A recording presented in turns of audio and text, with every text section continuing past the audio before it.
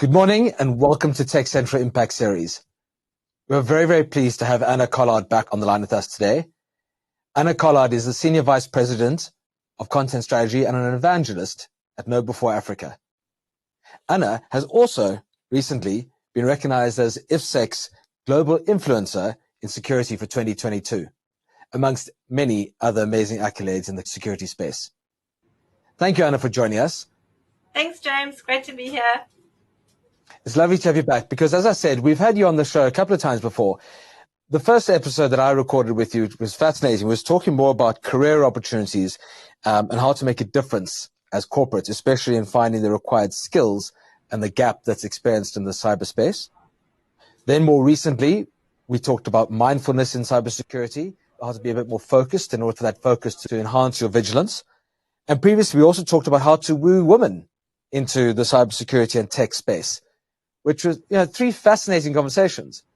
And although we're going to weave a little bit of today's conversation into those, I really today want to talk about preparing ourselves for 2023.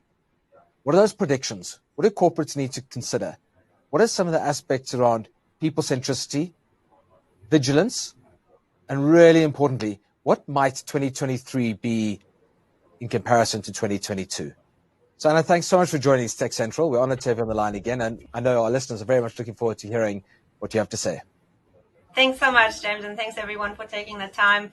Yeah, I think that a lot of the previous sessions that we had, they show how diverse the cybersecurity field really is. Like, we can talk about the skills shortage, which is actually a global problem. We can talk about attracting more women or a more diverse workforce into the field because it's unfortunately still very male and pale.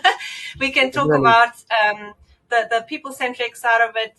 It's really fascinating. That's why I love it, because you'll never get bored. And I've been in this field for like 20 years or over 20 years, and I still tell people I'm a beginner because you have to learn each day. There are new things to uncover, new, emerging technologies to dive into and understand better, because from a security angle, we have to sort of have the finger on the pulse on all of these things, because nothing, whether that's, AI, fourth industrial revolution, the metaverse, whatever you name it, none of that will work properly unless we have safeguards and security controls built in, rather than, put it on as an afterthought, which, by the way, is one of the technical debts that we carry with us, is that we have so far in the Web 2 world, or in the sort of, legacy internet, we carry a lot of vulnerabilities and risks and weaknesses because we haven't built in security from the get-go or from the design phase.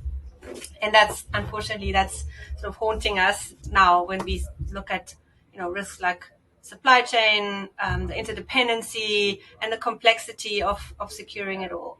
But yeah, I know we're here to talk about next year, and what I would like to do is just... Mm-hmm. And then I feel like you're jumping ahead, because one of the things I'm definitely going to end with is the importance of board membership, board positions, and board perspective on this topic. But before we get to that, and just talking a bit about people centricity and the importance of bringing the perspective of different people and their experiences to the fore.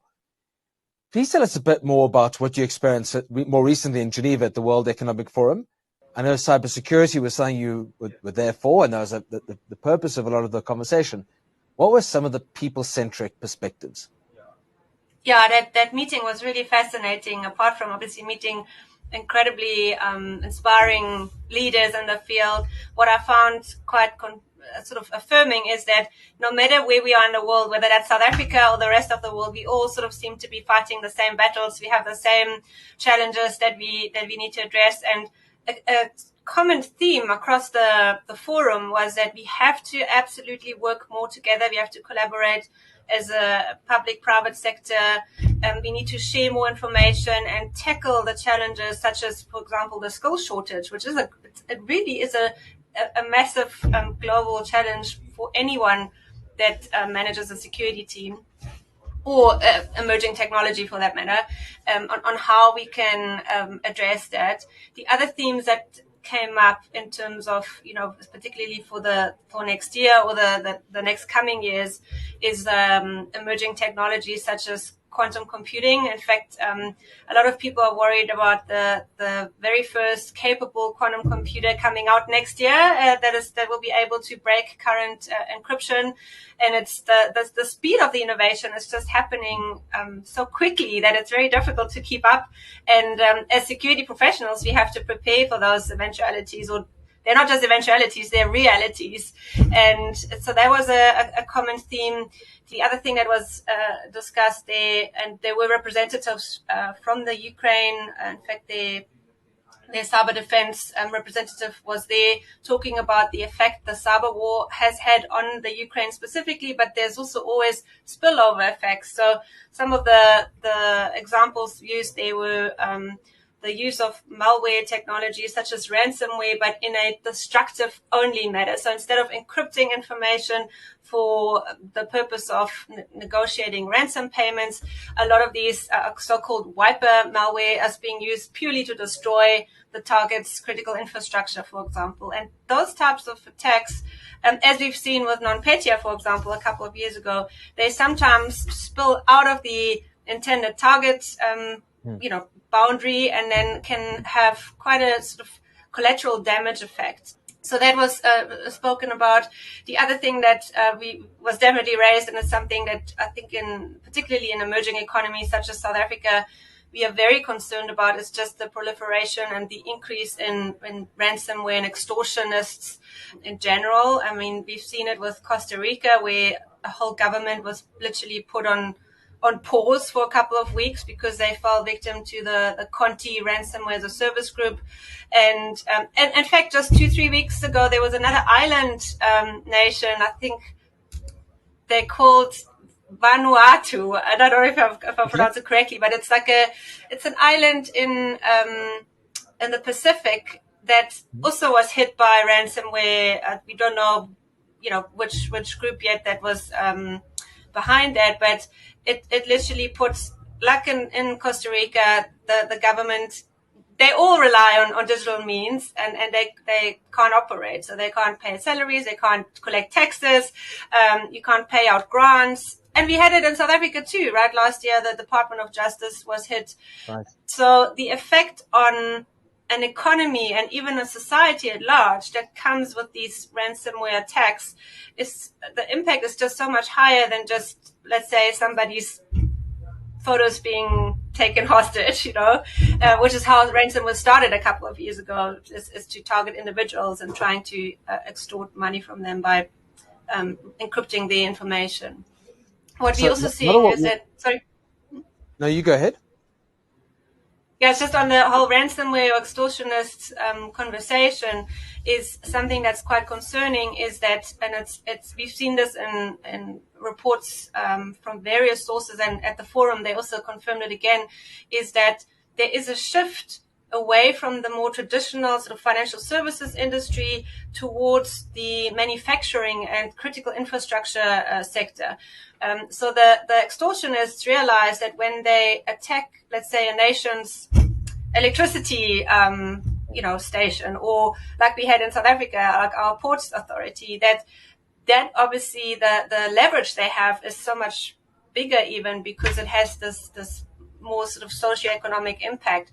So we'll expect to see more of that, unfortunately, in the coming year. And from a South African point of view or African perspective, the challenge we have is that we don't have the same resources that the US or some of the European nations have, both from a public sector as well as a private sector point of view, to proactively prevent and protect against that.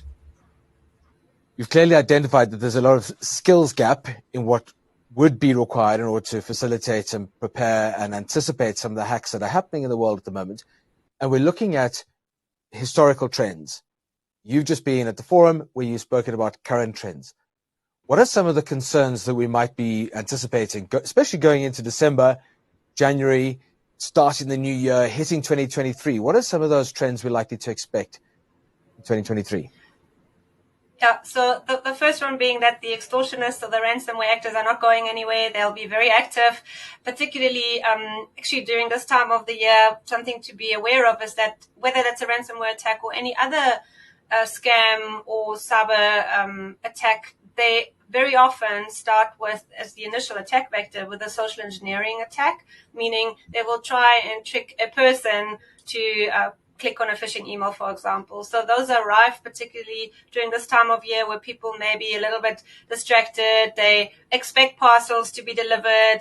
And that unfortunately makes us a bit more susceptible to fall for these typical social engineering techniques. Also, themes like the Soccer World Cup, anything that's popular that people are interested in will be used by the criminals to try and lure us or trick us into falling for their schemes.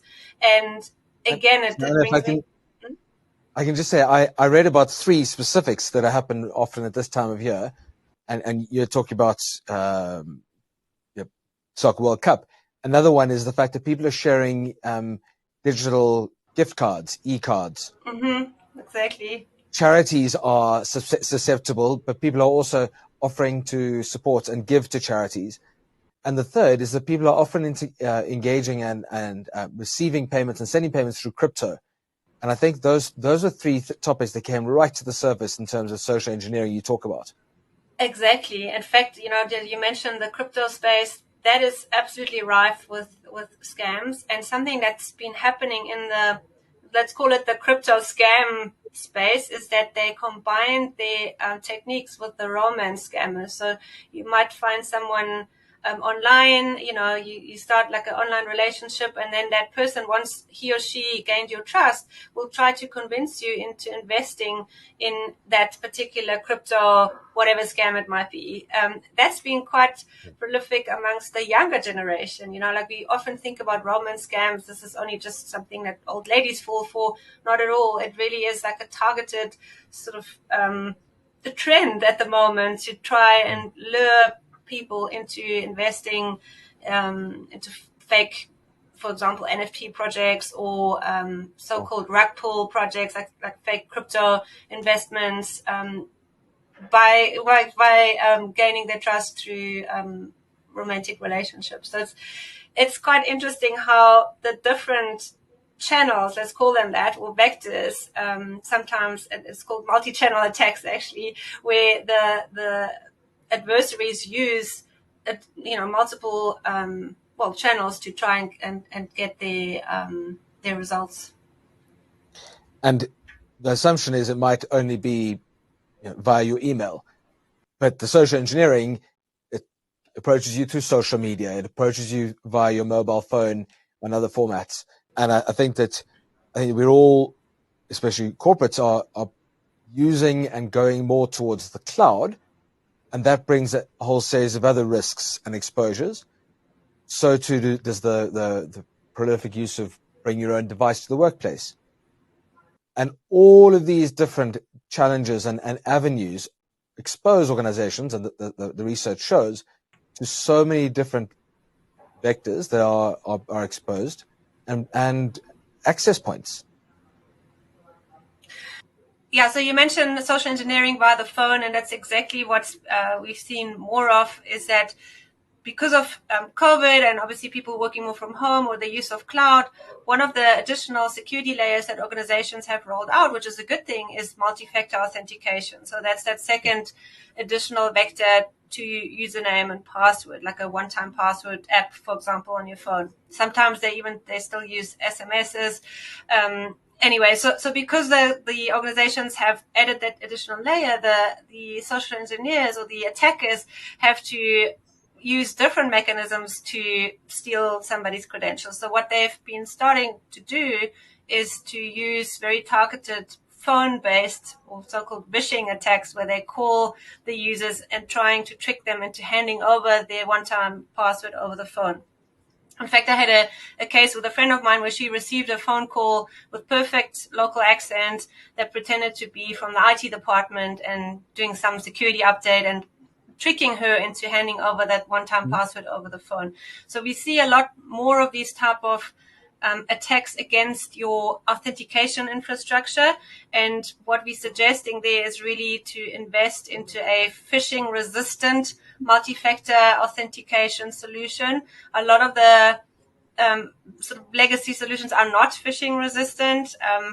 we in our case, for example, we have a so-called hardware token that I have to still then verify with my fingerprints.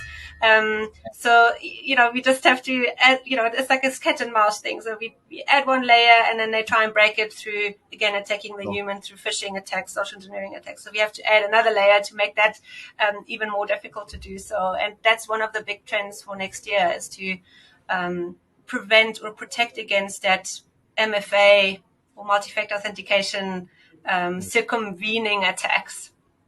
So you say we've got to stay one step ahead. And this is where I think we weave in the importance of senior leadership buying into the fact that security is not just, part of compliance training. It actually is part of the strategy. Absolutely. I think on a positive note, though, is that more and more board members or sort of executive leaderships are becoming aware of the fact that, cybersecurity is part of organizational resilience. We have to bring it into the board's agendas, and in many organizations it is. And we can use that added level of awareness to gain leadership buy-in and support to run campaigns, to get the necessary budgets, to expand teams. Because let's face it, we without IT, without digital mechanisms, we can't do anything anymore, and we can't use those technologies if we don't properly secure them. I mean, as you're talking, I just think about critical infrastructure attacks. Imagine that access to a building was restricted. How ridiculous would that be? Your IT department can't even get into the building to help you with your IT issues. And the reason why they can't get in is because your IT systems have been hacked. And I think that exactly knowing that you've got subject matter experts like yourself and KnowBe4, with the insights into what's happening, what's likely to happen next year, and the sort of ongoing hand-holding that actually is required, but also the confidence for organizations to go out into the world, carry on normal business, having taken some precautions and constantly reiterating those precautions. Yeah, and I think if we, try and sort of prepare for next year, those were the recommendations that came out of the forum meeting, is that we need to try and find, because we can't solve this problem by ourselves. Nobody's in a silo. Like, you may have suppliers or partners or customers that, were you attacked, may be impacted by that too. So we have to work in that ecosystem. You have to understand that we're all interdependent on each other, which also means that we need to work more together. We have to collaborate together. We have to share information together. We need to try and join, whether that's an industry forum or a technology way of sharing information. That's absolutely crucial to try and tackle this problem. I know in South Africa, our financial services obviously have fantastic security teams, and perhaps there could be more sharing between public sector, which I know is already going on, but that they can tap into some of the skills that are available there, even though they obviously need them for their own infrastructure as well. But we just have to find ways that we can tackle this as a community together. Pretty much like, Charles van der Walt often uses that example of the neighborhood watch. If we all come together, we can achieve so much more. The other thing that we need to do is, as I mentioned, we have to just expect be sort of one step ahead by expecting what's about to come. So the fact that there'll be more cyber extortions, more ransomware attackers, the fact that they will attack your human layer, that's a reality. So we need to try and just prepare for that. And when I say prepare, it doesn't necessarily mean spending millions. It means, okay, let's have an incident response plan. What do we do if and when this happens? Who do we call? Who can we, rely on to help us in the like on the day in the event that this happens? And then do these sort of role plays or simulated walkthroughs, because they then will uncover where you may have gaps. You may have a gap on the process side, not even the technology side.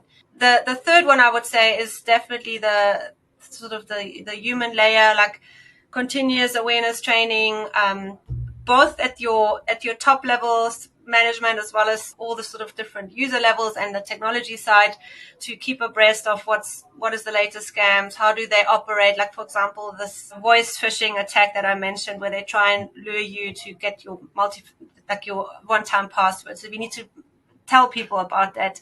And then lastly, I think something that I thought was really cool is sort of use creative approaches to address the skills shortage. Something that HP, this is one of the representatives there, HP is, they have a great program that they call, I can't remember what it was called, but it's sort of, they allow anyone to join their security team. The only prerequisite is that they have a pulse, so they have to be alive. Doesn't matter what background they have. They basically take anyone, whether it's a bus driver, a restaurant owner, and they then take them through a training program to give them the necessary skills. So they literally open it up. It's something that I know is pretty frustrating locally for some of the CISOs that say, well, we just need people with the right attitude and the attitude. We will teach them, but the HR or the personnel department still have these requirements, or they have to have a master's degree or whatever. You cannot find those people with master's degrees that have the necessary skills. So rather, let's open it up, give anyone a chance, and it's working in HP. I mean, the gentleman shared the fact that these people are so grateful for that opportunity means they're much more loyal, they're harder working. You can pay them a bit less in the beginning because they obviously don't have the sort of qualifications yet. And it's just a win-win overall, you know. So those are the kind of more creative approaches I think that we need to put on the table. I mean, we've spoken about it before in South Africa. It's such a disgrace that our youth, the unemployment rate is so high. So we have to tap into that and give those kids a chance.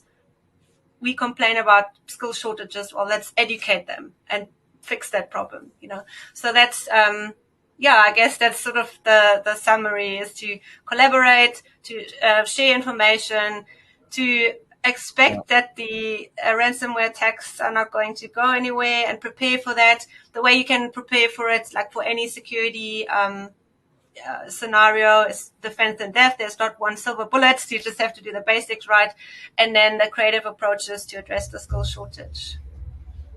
I love that, and I think your positive attitude and your message that you're clearly giving is that there's a door to be opened, whether that's filling the skills gap, empowering people, giving people that autonomy, creating, you know, not just creating employment, but creating skills that can support entire industries is vital.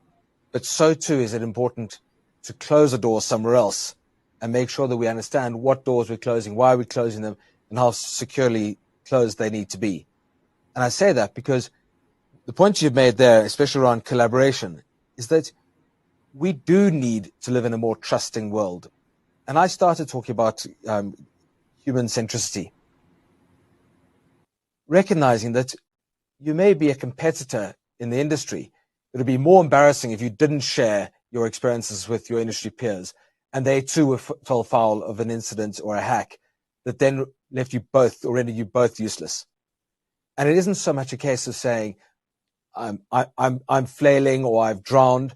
It's a case of saying, let's look after the assets that we've created, and let's look after the future of organizations, but also the future of our country and the people that work within it. So, for me, James Rasmus at Tech Central, Anna Collard at KnowBe4 Africa, thank you very, very much for your time. Thanks for your insights. We so much look forward to sharing some more articles around this, but also attaching some of the links to what we've been talking about and some of the references that you've referred to during today's conversation in the podcast, which is available at the Tech Central website, but also on YouTube. So to all of our listeners, thank you very much, Anna Collard. Thank you for your time. We thoroughly enjoy having you on our show.